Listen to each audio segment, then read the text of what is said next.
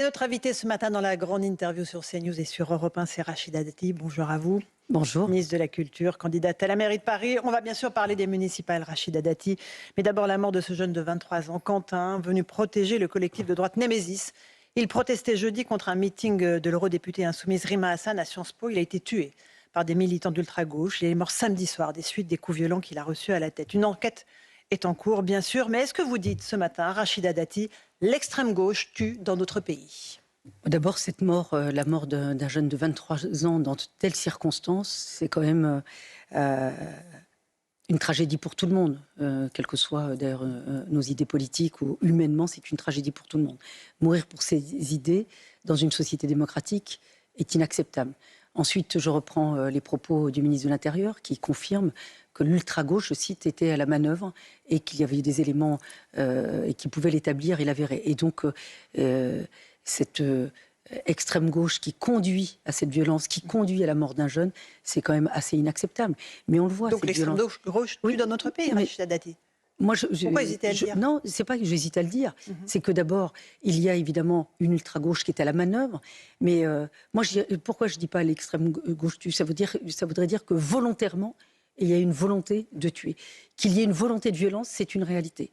Nous, on le vit tous les jours. Moi, je vois, je suis en campagne municipale en ce moment. Moi, mon QG n'a jamais été touché. Mais regardez le nombre de candidats dont les QG ont été attaqués, dégradés, justement par cette ultra-gauche et cette gauche radicale. Moi, je vois, par exemple, parfois, vous pouvez mener des réunions et l'équipe de M. Brossard, M. Béliard et M. Grégoire vous envoie des gens pour essayer de vous agresser ou d'agresser les gens avec lesquels vous réunissez.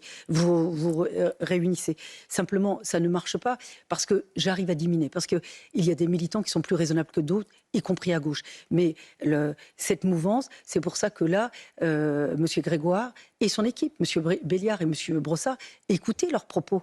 Quand j'entends Vous pensez qu'ils sont assimilables à la jeune garde et à l'extrême gauche ? Non, mais M. Brossard, je l'ai encore écouté très récemment sur une émission, qui trouvait finalement qu'il n'y avait pas d'acte de violence. On en arrive là, à la mort d'un jeune homme. Donc, moi, je le déplore et je le déplore tous les jours, malheureusement. Un mot de ce collectif de la jeune garde qui a pourtant été dissous par Bruno Retailleau lorsqu'il a été ministre de l'Intérieur. Le Conseil d'État n'a toujours pas validé cette dissolution. À quoi servent ces dissolutions ? Est-ce qu'elles sont utiles ? En tout cas, l'impuissance politique tue dans notre pays. Alors, les dissolutions sont utiles parce que vous ne pouvez pas laisser des groupuscules, des organisations avoir pour seul objectif d'être dans une forme d'extrémisme qui conduit à la violence et à la mort. Et donc, moi, la chose, ça c'est l'expérience aussi, pour avoir vu et avoir vécu dans des endroits où on était comme ça, toujours l'objet ou de violence ou de menace, c'est que vous pouvez dissoudre un groupe, mais si les personnes, les membres qui en font partie ne sont l'objet d'aucune sanction, donc il faut s'en prendre aux personnes. Ils peuvent se reconstituer, ça peut être des groupes de fait. Donc la dissolution, c'est très bien. Ensuite, c'est peut-être les membres qu'il faudrait atteindre ou sanctionner. Parce que si vous les sanctionnez, ça évitera évidemment la récidive. Les liens entre la France insoumise et la jeune garde sont avérés. Le député Raphaël Arnaud a été leur chef. S'il y a une implication de ce mouvement qui prouvait à l'issue de l'enquête, est-ce qu'il faut qu'il y ait une démission peut-être de M. Arnaud ? Moi, je ne veux pas relier les personnes. Le ministre de l'Intérieur dit l'ultra-gauche est à la manœuvre. Il y a des éléments qui l'attestent. Et donc, la justice, l'enquête le déterminera. Et les responsabilités, évidemment, seront identifiées. Jean-Luc Mélenchon, lui, a dit hier, c'est nous qui sommes agressés, réunion après réunion par des collectifs comme Némésis. Alors ça va, dit-il. Est-ce que c'est supportable quand un jeune homme qui est mort, en fait, Rachida Dati ? Tout est insupportable. Tout. En ce moment, tout est insupportable. On ne va pas s'envoyer la figure les agressions des uns contre les agressions des autres. Bien sûr qu'il y a aussi des agressions racistes, c'est une réalité. Ça existe. Et donc, moi, je ne vais pas justifier la mort de Quentin par l'agression d'un autre type de groupe ou pour d'autres. Déployer une banderole, c'est agressif. Oui, mais ça n'est pour pas lutter contre l'islamo-gauchisme. Ça n'est pas ce que j'ai dit. C'est-à-dire que l'expression politique, le débat politique, même quand il est vif, est utile dans une démocratie. Ensuite, quand ça conduit à la violence, et la violence extrême, et la violence extrême qui conduit à la mort, là, ça n'est plus acceptable. Quand Emmanuel Macron parle de la haine qui assassine dans notre pays, pourquoi ne parle-t-il pas de l'extrême gauche, Rachida Dati? Pourquoi a-t-il peur des mots? Il n'a pas peur des mots, il est président de la République. Oui. Et il s'appuie sur des faits. Il y a des enquêtes qui sont ouvertes. Il y a, si effectivement il y a un groupe politique et qui est impliqué dans la mort de quelqu'un, et il sera poursuivi et condamné. Il est président de la République, il se base sur des faits et il est au-dessus évidemment, il est président de tous les Français, il est au-dessus évidemment des polémiques ou des attaques politiciennes entre partis ou entre membres responsables politiques. Donc vous aussi, vous pensez que c'est la haine aujourd'hui qu'il faut combattre et pas seulement certaines émanations Non, mais toutes les formes de politiques. haine, Madame Ferrari, toutes les formes de haine. Le racisme est à combattre, l'antisémitisme est à combattre. Moi, ce qui me désole, on parle de l'antisémitisme uniquement depuis le 7 octobre, mais il existe dans notre pays, je pense qu'il est ancré. Et on en débat maintenant. On n'en débat pas, moi je considère que ça sanctionne. Il vient d'où l'antisémitisme? Mais évidemment que là, depuis le 7 octobre, il a désinhibé. Il a désinhibé. C'est-à-dire que c'est devenu un débat d'idées. Ça n'est pas un débat d'idées, c'est un délit. Voilà. Et donc, il faut le poursuivre et le sanctionner. Voilà. Ça a toujours été mon action. Lorsque j'étais garde des Sceaux, j'avais mis dans tous les parquets de France un magistrat en charge de la lutte contre l'antisémitisme. Parce que c'est une forme de négation pénale qu'il faut combattre absolument de manière claire, ferme et irrévocable. À Lyon, Jean-Michel Aulas a suspendu sa campagne des municipales. Il a eu raison. Vous auriez fait pareil? Il a eu raison, c'est un moment quand même qui trouble. Avoir 23 ans, être dans des combats politiques et être mort pour ça, c'est quand même juste une tragédie. À Paris, la sécurité, comme à Lyon, évidemment, est une grande préoccupation de vos électeurs. Qu'est-ce que vous promettez, vous, à vos électeurs en matière de sécurité? Est-ce qu'il y a une baguette magique pour résoudre tous les problèmes? Et Paris est particulièrement criminogène. Si vous présentez une élection, c'est que vous avez des solutions et que vous pouvez agir. Moi, je crois à l'action politique. Alors moi, j'entends Emmanuel Grégoire qui dit « Ah ben la sécurité, je peux rien faire. La sécurité, c'est pas moi. » Il n'a pas de programme sur la sécurité? Le bilan de M. Grégoire, c'est l'explosion de la délinquance. Entre 2019 et 2025, je ne prends que sur ces dernières années. Mais c'est exponentiel depuis plus de 10 ans. Le trafic de stupéfiants a augmenté de 218%. Les agressions sexuelles, plus de 60%. Les atteintes aux personnes, plus de 25%. C'est une réalité, c'est le bilan de M. Grégoire. Il dit, on ne peut rien faire.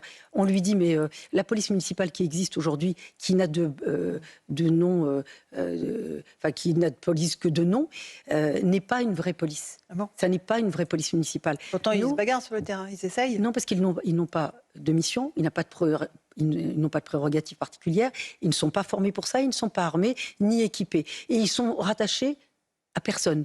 Donc moi, je souhaite une police municipale qui soit formée, qui soit équipée, qu'il soit armé et qu'il soit rattaché aux mairies d'arrondissement pour être plus agile dans la lutte contre la délinquance. Moi, je veux dire, la sécurité à Paris, contrairement à M. Grégoire, je considère que c'est la prérogative du maire parce que c'est dans le code des collectivités territoriales. Le maire a... Quelle est sa responsabilité s'agissant de la sécurité? Il est en charge de la tranquillité publique et de la prévention de la délinquance. Donc il est temps pour M. Grégoire, évidemment, de connaître les missions du maire. Donc si on vote pour quelqu'un, on vote pour effectivement faire baisser la délinquance. Donc moi, ma politique de sécurité, elle sera sur 2 jambes. Ça sera une politique de sécurité que je mettrai en place avec le préfet de police. 5000 policiers municipaux formés, équipés, armés. Je doublerai le nombre de caméras de vidéoprotection à Paris. Il y en a moins de 4000, il y en aura 8000. Tout ça est budgété. Tout ça, évidemment, tout ça sera connecté à un centre de supervision urbain qui seront situés dans toutes les mairies d'arrondissement. Et le deuxième axe, la deuxième jambe de ma politique de sécurité, c'est avec le procureur de la République. Quand vous êtes maire, vous êtes évidemment responsable de votre espace public et de la sécurité sur cet espace public. Donc j'aurai une cartographie de la délinquance et je demanderai à la procureure de la République de me donner la politique pénale locale pour enrayer... Un code pénal local? Non, pas du tout. C'est une politique pénale. La procureure de la République devra répondre à la criminalité qui existe sur Paris. J'ai une cartographie. Je demanderai quels sont les dispositifs, quelles seront les actions, qu'elle pourra mener pour lutter contre le trafic de produits stupéfiants, contre les agressions sexuelles et contre les atteintes aux personnes. Et dans ce cadre-là, dans le cadre de cette politique pénale locale, la procureure de la République devra rendre compte au maire que je serai et comme maire de Paris, je rendrai compte aux habitants. C'est une obligation. Ça n'a jamais existé à Paris. Ils n'ont pas la cartographie de la criminalité et ils n'ont jamais demandé à la procureure de la République de pouvoir avoir une politique pénale locale. Ils n'ont jamais demandé au préfet de police de mettre en place les dispositifs de sécurité pour enrayer la délinquance sur la voie publique. C'est une prérogative du maire. Et je serai la maire de la sécurité, mais aussi des résultats s'agissant de cette sécurité. Rachida Dati, vous faites une campagne de terrain. Qu'avez-vous découvert quand vous êtes rendu dans le nord de Paris auprès d'immigrés de toute nationalité qui campent dans des tentes et qu'est-ce que vous proposez pour résoudre ce problème à la fois pour les migrants et pour les Parisiens qui vivent en enfer? J'étais encore hier dans le 19e arrondissement, 18e, 20e, 13e et dans le centre de Paris, le port de l'Arsenal, vers Bastille. Une grande partie de Paris a été confisquée aux Parisiennes et aux Parisiens. Elle a été confisquée par quoi? Par des commerces illégaux et par des campements illégaux. Les commerces illégaux, avenue Max Dormoy, rue de Jean, et il y a plein d'endroits dans le 19e arrondissement. Des zones de non-droit? Boulevard McDonald. Il y a soit des commerces illégaux, dont on connaît, ils vous le disent eux-mêmes, c'est du blanchiment d'argent. Ils l'assument, il n'y a pas d'activité, ce sont des commerces, avenue Max Dormoy, par exemple. Et les campements, j'en ai fait beaucoup. Beaucoup. Je suis allée voir à la rencontre de ces personnes. Très majoritairement, ce sont des personnes qui n'ont aucune vocation à rester sur le territoire français. Ce sont des immigrés, des migrants sans papier et déboutés du droit d'asile dans leur grande majorité, et d'autres qui n'ont aucune vocation à rester sur le territoire. La mairie de Paris laisse prospérer ces campements. Discuter avec les commissaires, ils ont du mal à travailler avec les élus pour pouvoir se réapproprier cet espace public. Et donc, moi, je serai très claire, je l'ai dit aux Parisiens, si je suis élue maire de Paris, je l'ai dit encore à l'association qui vit aux abords de la Villa de Jean, rue de Jean, je leur dis, ces commerces illégaux n'existeront plus avec moi. Cette occupation de l'espace public, ça n'existera plus avec moi. Pourquoi? Je demanderai au préfet de région de venir démanteler ces camps et ces campements. Pourquoi? C'est le cas, parce que ça a déjà été fait. Il y a eu parce que des dizaines de démantèlements de camps. Au moment des déplacement JO, des migrants. Non, au moment des JO, il y a un schéma national où on peut héberger dignement ces personnes qui n'ont pas vocation à rester sur le territoire. Et donc, ces personnes ne seront plus sur le territoire parisien de manière illégale, avec un espace public qui est de plus en plus insécurisé et qui est totalement confisqué aux Parisiens et en particulier aux Parisiennes. Il y a des endroits où les femmes ne peuvent plus y circuler, y marcher librement. C'est une réalité. Je prends un engagement très clair et très ferme. Je le dis à l'ensemble des Parisiens que je vois et que je rencontre très régulièrement. Regardez la porte d'Aubervilliers. Je vous invite à y aller. Vous arrivez, il y a un rond-point. C'est un campement, enfin c'est des baraquements qui sont sur ce rond-point. Regardez tous les flancs de portes de périphérique. J'ai fait toutes les portes de périphérique une à une. Là, je me réapproprierai ces portes d'entrée à Paris. Je lancerai un concours international d'architectes pour rénover, pour rebâtir, pour embellir toutes ces portes d'entrée à Paris. Ça n'est pas acceptable ce qui se passe à Paris. Et je ne dis pas ça pour stigmatiser un arrondissement ou stigmatiser une population. Je souhaite que les Parisiens se réapproprient leur espace public, que je puisse de nouveau l'embellir et qu'on puisse y vivre avec en sécurité et dans un cadre de vie apaisé. Rachida Dati, on est sur CNews et sur Europe 1. Vous parlez d'embellissement. Est-ce que, par exemple, rénover les voies sur berge, comme le propose Sarah Knafo, c'est une bonne idée? Les voies sur berge qui sont évidemment entre Louvre et Bastille, qui ont été coupées à la circulation. D'abord, les voies sur berge sont sur pilotis. Première chose. Ils sont classés au patrimoine mondial de l'UNESCO. Deuxième chose. Si demain, ce projet devait avoir lieu, ça serait plusieurs milliards d'euros pour consolider déjà la berge, si je puis dire. Il faudrait abattre des centaines d'arbres, qui sont des arbres historiques, centenaires. Non mais attendez, centenaires sur ces voies sur berge. Donc on abat les arbres, on bétonne, on consolide sur plusieurs années et en milliards. Et on remettrait des chantiers énormes. Donc c'est des milliards et pas des millions d'euros. Mais bien sûr, c'est en milliards. Je vous donne un exemple. Pour couvrir 200 mètres de périphérique, ces portes devant, en l'occurrence, nous sommes déjà à plus de 60 millions d'euros. Et c'est du bitume, hein, et c'est une dalle. Et c'est pas une voie sur berge sur plusieurs kilomètres. Donc il faut être raisonnable. On ne peut pas dire n'importe quoi aux Parisiennes et aux Parisiens. Parce que, évidemment, se présenter à la mairie de Paris, c'est sérieux. Et donc, il ne faut pas se tromper d'agenda. Les Parisiens le savent. Il s'agit de leur quotidien, de leur qualité de vie, de l'embellissement de Paris, du rayonnement de Paris. On ne peut pas leur dire n'importe quoi sur n'importe quoi. Si je vous entends bien, Rachida Dati, l'union avec Essa Raknafo et Pierre-Yves Bournazel, qui sont les candidats de droite, et on voit que la droite est dispersée une fois de plus dans cette élection municipale, est impossible. Vous ne ferez pas d'alliance au second tour? C'est la première fois. C'est-à-dire que c'est garanti pour Emmanuel Grégoire d'être élu? C'est la première fois que les Parisiennes et les Parisiens souhaitent l'alternance à Paris. C'est d'ailleurs pour ça que la gauche actuelle est dans l'outrance et dans la fébrilité. Parce qu'ils ont toujours considéré que Paris leur appartenait.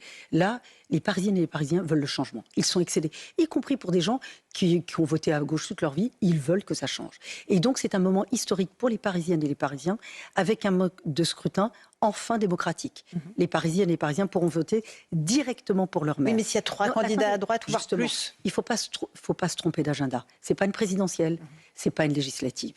Et donc, aujourd'hui, quelle est la candidate qui est la plus à même de porter l'alternance et le changement à Paris? C'est ma candidature, c'est mon équipe, avec un projet cohérent. La question est simple, Madame Ferrari. Est-ce que on continue avec la même équipe Empire? Il y a, on parlait de la gauche radicale. Emmanuel Grégoire, c'est Anne Hidalgo Empire, on est d'accord, pour vous? Avec M. Béliard, qui ne veut pas de police municipale, avec M. Brossat, qui considère, avec ses alliés, notamment d'extrême gauche, que la police tue, qui veulent réquisitionner des logements privés, qui veulent loger dans le parc social, qui veulent faire augmenter, exploser à 40%, loger des personnes sans papier. Voilà l'équipe actuelle qui sera bien pire, avec évidemment des candidats qui sont soutenus par des antisémites notoires. Voilà la réalité de l'équipe de M. Grégoire aujourd'hui. Donc aujourd'hui, c'est stop ou encore. C'est la même en pire. Ou est-ce que vous voulez le changement? Et ce changement, je le porte, je l'incarne et il se verra dès mon élection. Mais avec une alliance possible, s'il vous faut des voix à droite pour accéder à la victoire. Avec les Parisiennes et les Parisiens. Moi, j'appelle les Parisiens à ne pas disperser leurs voix. Moi, je n'ai pas comme modèle, comme dit M. Bournazel, mon modèle pour Paris, c'est pas monsieur Delanoë. Ça n'est pas mon modèle. Moi, c'est la question qui se pose. Est-ce que vous voulez la continuité avec une équipe Empire ou est-ce que vous voulez le changement avec nous? C'est la seule question qui se pose. Et là, on commence à entrer dans la dernière ligne droite. Moi, j'en appelle à la responsabilité des Parisiens. Si vous voulez le changement, ne dispersez pas vos voix. Parce que certains pensent que les résultats vont se cumuler. Non, c'est celui qui est en tête qui remporte la mise. Et donc, moi, je le dis aux Parisiennes et aux Parisiens, mobilisez-vous, ne dispersez pas vos votes. L'enjeu est majeur et historique. Vous vouliez le changement en 2020, la dispersion a conduit à notre échec. Cette fois-ci, il ne faut pas se tromper d'échéance. Rachida Dati, les élections municipales auront lieu dans un mois. Pourquoi est-ce que vous êtes encore ministre de la Culture? Je vis à Paris, je suis élue de Paris, c'est pas incompatible. À part Monsieur Grégoire qui est jaloux et qui fait une fixette, il y a que lui qui vous resterez jusqu'au bout ministre de la Culture? Mais non, j'avais annoncé très tôt que je partirais. Donc voilà. Donc on est un mois. Oui, il n'y a pas d'incompatibilité, qu'il soit pas impatient. Je vais partir et la campagne, je la mène. Et moi, vous savez, la vie politique, vous êtes en campagne tout le temps. Ça existait avant moi, pendant moi, après moi. Il y a des réformes auxquelles vous tenez peut-être? La réforme de l'audiovisuel, est-ce qu'elle va passer à la trappe que vous avez portée? Elle a été sacrifiée dans le cadre d'un compromis avec la gauche. Non, tout le monde sait qu'elle est indispensable et nécessaire. On voit le débat aujourd'hui sur l'audiovisuel public qui est en train de s'affaiblir et il s'affaiblit lui-même d'ailleurs. Et tous les pays européens... Et vous saluez les travaux de la commission d'enquête parlementaire? Ont regroupé leurs forces et ont eu des stratégies plus cohérente, justement pour préserver cet audiovisuel public. Moi, je suis très soucieuse en France qu'on puisse avoir un audiovisuel public fort, mais dont les forces sont rassemblées, ce qui n'est pas le cas aujourd'hui. Et vous saluez le travail de la commission d'enquête parlementaire? Moi, je salue toujours le travail des parlementaires. Ils sont dans leur mission, ils sont dans leurs prérogatives, et je respecte le travail des parlementaires. Ils ont le droit, et c'est dans leur pouvoir, de contrôler l'action d'exécutif et de contrôler aussi l'utilisation de l'argent des Français. Merci beaucoup Rachida Dati. C'était votre grande interview sur CNews et sur Europe 1.